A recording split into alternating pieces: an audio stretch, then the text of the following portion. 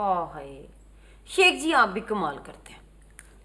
मैंने आपको red lipstick कहा था, आप पिंक उठा के ले आए। बड़े भुलक्कड़ हैं आप भी। अच्छा, उसने पिंक दे दी है। भाई बड़ा गैर जिम्मेदार आदमी है ये रस्तु भी।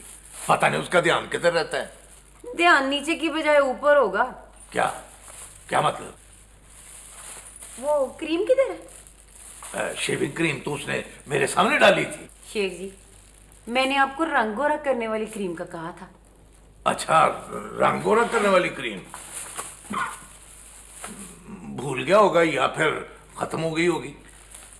ऊपर भेज दी होगी। शेख जी, बतवों में आलू डाल दूं? डाल दे, इसमें पूछने वाली कौन सी बात है। बस इससे तो बहाना चाहिए हमारी गुफ्तगू में दखल देने का। अच्छा भला पता है आप आलू बताऊं खाते हैं, फिर भी पूछना जरूर है। अगले हफ्ते माशाल्लाह मेरा बाल आ रहा है, मैं उसके कमरे की सफाई कर रही हूँ। शेख जी, इसलिए कल दोपहर का खाना नीचे ही खा लेना। अच्छा, बेटा क्या आ रहा है दुबई से, सारे मोहल्ले को सर पे उठा के रखा हुआ है। खैर से 3 दिनों से तो सफाइयां हो रही हैं कमरे की। तो क्यों ना हो सफाइयां, खैर से बेटों वाली हूँ।